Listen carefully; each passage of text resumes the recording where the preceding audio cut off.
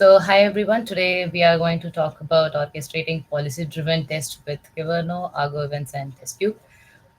I think before I start, I must thank all the speakers because they have set the stage for me to actually eliminate the things that I wanted to explain. They have already set the ground very nicely, and Vinod very rightly added that when you are deploying a policy, you make sure that you test them, and this is going to be one level ahead where Kyverno makes the life easier of platform engineers or DevOps professionals.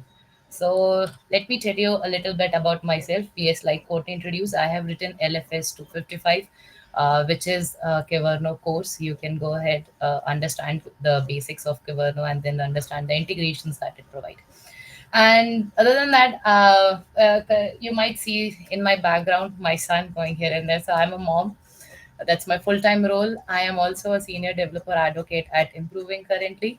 I'm an organizer at Women in Cloud Native community group, and you might see me at KubeCon India doing women community gatherings. Then, at heart, I am a Linux system administrator, and I have also contributed to open source projects like Systemd and also to Kyverno's documentation. I love that part. Recently, I've spoken at KubeCon India and KCD Bangalore. So that's about me. Let's jump to what we are here for today, the business. Kyverno, we all know, has helped DevOps engineers with policy as code. But when we talk about policy as code, we need to understand what it offers us and why it is needed when an engineer actually wants it in their infrastructure or in their deployments and how they can bring it.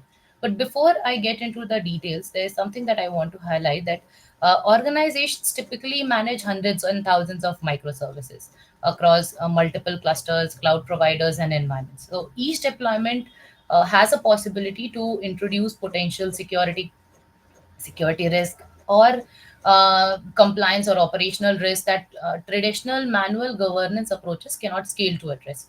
So this kind of scale creates a tension in the team. The DevOps teams want to move fast. They are deploying code multiple times a day, while security and compliance teams demand rigorous reviews and approvals. So the result is often a trade-off. So either it will slow down the innovation or weaken the security postures. So as the environments evolve, configurations gradually diverge from indented standards, and there are regulatory frameworks such as SOC 2 or PCI DSS or GDPR that require continuous demonstration of compliance. So one needs to adhere to these compliances as part of cloud native pipelines, so that policy violations could be identified before the deployment is done to the production, and they can avoid definitely huge cost or disruptive. They can have a disruptive remediations. So in this talk today, we will be focusing everything around a real world use case, which is suppose you have an application with some predefined resource limit. Okay, that a particular service, understand it in this way, that a particular service needs at least this much amount, X amount of CPU. Okay, now what if someone goes and updates that limit? In that scenario, what will happen? The service may go down or it may behave as it was supposed to, but there is a threshold set that one should not go below it. But what happens now? The an engineer needs to know that this particular thing has happened. Now you cannot have monitoring can often miss this thing because your service or your application is still working, so you might not be able to catch this particular thing. Now this is where Kyverno plays, any policy as a code framework plays a major role, that they can help you capture such scenarios wherein the resource limits or any sort of limitation has been tweaked or changed. Now how we can do it? We can do it using any sort of policy framework that are available out there. Kyverno is one of them. Now this is my favorite line that I always feel, that before the world knows, the DevOps engineer should know it. So Kyverno gives that. Now in this talk, what will be the key takeaways for you? That you will understand what policy as code is, how you can integrate policy as code in Kubernetes testing workflows, how we can automate policy driven test execution. We'll see what Vinod was actually talking about. We'll build on top of that only. And then we'll see a demo about it. So, what is policy as a code? Uh, Understand it in this way that all the engineers are may have to adhere to certain compliances or policies that are there that are set by the infrastructure. Now, if they are not adhered to, there is a possibility that there can be a drift in the infrastructure, or there can be inconsistent policy implementations. Now, what policy as a code does, it automates this whole process of implementing the policies on a cluster. So the process of managing policies in an automated way or a code driven manner, such that you can scale it at a cloud native, you can actually scale it at a cloud native velocity, and then you can benefit all the DevOps engineers and eventually your infrastructure in the process. So this is whole overall the policy as code is. Now, policy as code matters because security must shift left. Now, this means that if you see this diagram that I have shown over here, if you consider this as a bridge, when once one implements policy as a code, there are certain things that they will get out of it. Number one, they will have a chance at early feedback. Now, what happens when one has an early feedback? They will get to know that policies are validating their resources way ahead in the pipeline. They are reducing the chances of errors that can come. Also, they can reduce the number of drifts that can happen. So, like I talked about, like suppose some policies you have implemented in your test environment, and suppose some of the policies you have implemented in your production environment. If there are consistent application of policies across both the environments, there will be the least drift possible, and that is only possible when this process of policy enforcement is consistent across these environments. And how you can achieve that? When you have policy as code. Then the next thing is, when you have all these type of implementations in place and automated, it is very easy to go ahead with the process of auditing. Now, every organization has to go through certain audits where they have to make sure that the compliances are being adhered to. So version controlled way of policy enforcement helps with that. So, coming to my colorful slide of the day, Kiverno is a CNCF incubating project. I think everyone has covered this, so I'll just be very short. It automates the resource compliances. You can write resources, you can write policies as code, and what you can get out of it. So now there are four stages. If I talk about in detail, the first one is in the pre-commit stage when you are working, you can write Kivano policies in a way that it can identify where there is a possibility to uh, have some issues in your YAML, or suppose you have written like you have some Docker file, or you have some infrastructure as a code misconfiguration. In that scenarios, you can have linting and static security test enabled in your in your pipeline, or in your pre-commit stage itself. Similarly, in your CI pipeline, you can have for unit test. Suppose you have some business logic in place, you can test them that whether they are working as intended or not. So the Kiverno policies will help you identify whether the logic is implemented properly or not, and then you can have those tests running according to the functions. So similarly, you can have it at the staging environment. Like you suppose you are in the pre-deployment phase, or you are in the CD phase. You can ensure what Kiverno offers is in Kiverno you can actually write how you can test whether the policy is behaving as expected. So suppose you want to ensure that a particular resource limit is set to 250. Okay, then you can make those policies run in your CI pipelines or in your CD before itself. This will help you ensure that even before deployment, all the resources are adhering to the compliance policies. And similarly, once you make sure that your resources are adhering to, there can be certain scenarios wherein things can go wrong after the deployment also, wherein you are in production. So not only monitoring, you need more than that. And what is that is, Suppose someone has updated a particular resource. Now, in that scenario, you need to make sure that if a particular resource is updated, then a test is triggered for it. Now, what is that test? That test could be a very simple test of a curl request to an application, or it can ensure that your service is running properly or not. So, suppose you have a Kyverno policy in place, which is actually testing that your service has particular resource, it is adhering to some resource limits, it is adhering to some of the compliances. But what if someone in the production goes and updates those resources? Then you will have you will have policy reports gather. I think Pedro updated mentioned in his talk that how policy reports can help. So in policy reports you can get to know that there are certain type of violations that have happened, but this information is limiting you to your infrastructure itself, so you don't know where to go next. Now, using an open source solution, you can integrate certain testing tools or testing frameworks with Kyverno and trigger those tests to make sure whatever policies you have in place, those policies, when they are violated, in that scenario, a test is triggered to make sure that your service or application is still behaving as it is expected.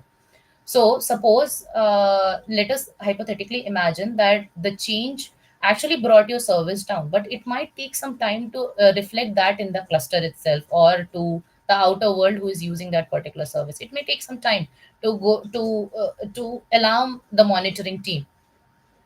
But if you have testing in place, if you have monitoring in place, which is actually getting triggered when there is a violation happening, these type of things can help you know before the world knows. So there is one open source solution that I have recently explored, and that is TestCube. So TestCube is an open source test orchestration framework which you can integrate with Kyverno, like I mentioned, and it is compatible with any testing tool that is out there. So I have written multiple tests like K6, PyTest, various type of tests are supported, and it's very you can bring even your own test, so it's very flexible. So you can write your own test and run them in TestCube. So I'll not bore you with the details because I'll provide all the links of all these open source solutions that I have used in this demo, and you can go through the details. So the benefits that you are getting out of this is you can validate your manifest, you can validate your Helm charts, all the environments that you have. You can trigger regression or smoke test, whichever you want. Like I told you, if there is a violation, a test should run that should make sure that the resource is still working properly. Then the next is you will gain visibility in the policy health. So suppose there are certain policy violations are happening at a so suppose your Kyverno policy is enabled in an audit mode. So it's not enabled in an enforce mode where you are not at all allowing the deployment of the resource, but you that's like a soft failure. So it will be recorded in the policy report, but then the trend is there. Now the trend is like the failure has happened suppose 5 times or 6 times. Now for the particular failure, if you have test running, you can understand that why this behavior is again and again happening. So these type of integration can actually help you understand what can go wrong in the infrastructure. So this is the example that I have used here. So I have a microservice application, which is I think if I just do here. So this is a very simple application. I hope my screen is visible. So this is a very simple hello application that I have written. If I just, it's a microservice application that's just going and updating the name and the date and time, and sorry, giving the current date and time. And what I'll do is I'll write a smoke test, which will make sure that if there's a violation that is happening of a Kyverno policy, a smoke test is run, which can send a call request to this microservice application. Coming back to my diagram, yeah, so this is a microservice. If there's a violation happening, a policy in the policy report will capture it.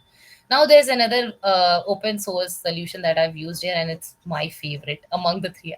Okay, I'll be biased a little bit. So the power that Argo Events has is In Argo events, you can actually capture any event that is happening, any Kubernetes event that is happening, something like any update in the policy report. That's also a Kubernetes resource.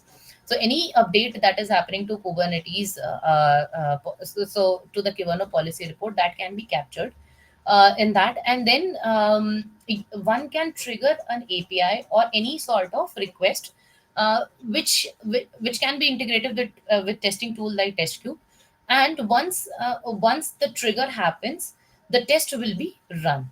Now the execution is very, the setup I have already done on my local, so that it's very easy to understand. So we have Kiverno, which will be deploying a policy, for which we'll be deploying a policy which will validate that the deployment uses enough resources and generates a policy report on violation. So we have like, here we have reached till here. So violation happens and the policy report is generated. Next we will have test cube, which will run a curl test on the violation, and then Argo events is in the picture in the middle, which is taking care of everything, tying every knot together. So some of the pre-configurations that I have done here is I have already deployed Argo Events, TestCube. I have created an account on TestCube. I have installed Kiverno, and in a GitHub repository, I have placed all the files for for everyone to access. So this is the application manifest, the deployment that is running currently, where we have written like how many resources it should have and what is the name of the application. This is all running, this is all configured over here in this repository, so you can get access to this and understand how I have done the setup. Now let me quickly go back and show you.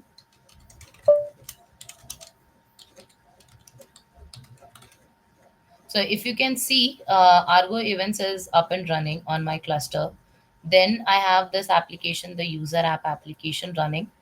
Then next I have Kiverno running on my system, and the last test cube. So test cube has the API server which will be executing the test. So let me go back to my presentation. Okay. So like I showed you, I have the microservice application already deployed. I did a curl, I did send a curl request to it, and I hope this is big enough to see everyone. Like the font size is big enough. So yeah, so if you see, the application is up and running, it's returning the time for now. And so our application is running. Now here's a smoke test that we have written, which is just sending the curl request, the similar curl request that I tried sending here. It's right, it's sending a curl request to the application and making sure that the service is up and running. And this is completely automated, so you don't have to manually go and invest your time in running this and make sure that your team is aware about it. So the smoke test is already in place. Then we have written a Kiverno policy, which will check for any deployment for our of our microservice application that it is using CPU at least above 200. So that's the limit that we have set. This is the Kiverno policy. Now the policy report. If we go back here and if we check our policy reports, sorry. So we can see that the deployment user app has passed the Kibana policy. It's not violating the policy right now. Okay. Now, what we have done with Argo events. In Argo events, what we have tried to do here in the Argo events is we'll be capturing the policy report, right? And we'll be triggering the test tube test. Okay. So for that, we are writing two different resources. But the first one is Argo events event source. So in the event source, we have defined that we have to capture the resource policy report, the one mentioned here, and then it will check if the result fail has an increment. Okay, so if the value is greater than 0, it has like one value. Immediately it will look for a sensor, and that sensor will trigger this test cube API. And this TestCube API you can generate from TestCube dashboard. That's you can log in and set up your configurations over there and get this API, which is triggering this Smoke Nova test. So if I go back, sorry, I missed to tell this part. We have kept the name of the test as Smoke Nova. So this is the test workflow which is triggering this curl test. We have kept the name of it as Smoke Nova. This is the smoke test, and this particular trigger will make sure that the request is sent to test tube to trigger the execution of the particular test workflow, which will run the curl test. We have also made sure that this particular setup is completely secure. So for that purpose, we have provided it the test cube API token and API token and everything. So now that everything is set up, let us go back, break something, and check. Okay, I to be on the safer side, I had added my screenshots. Sorry, so that if something breaks, I am not stuck in the process. So where were we? Sorry, here. So in the request of our user app, I'm gonna just go and update this to 50 to use 50 M of CPU. Okay. Now, before we had checked that the deployment user app had passed successfully. Now let us go and check. Okay, did it save?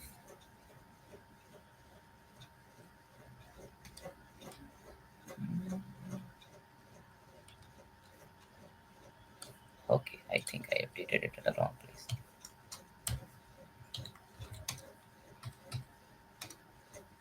Cool. So now it is updated. So you can see the Kyverno policy for the user app is now fail, is set to fail now.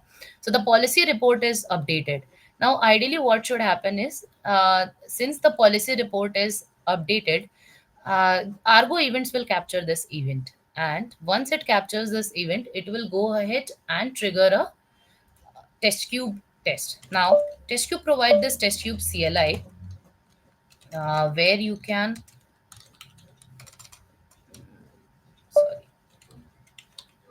you can get the details of the test workflow Smoke Nova that I was talking about.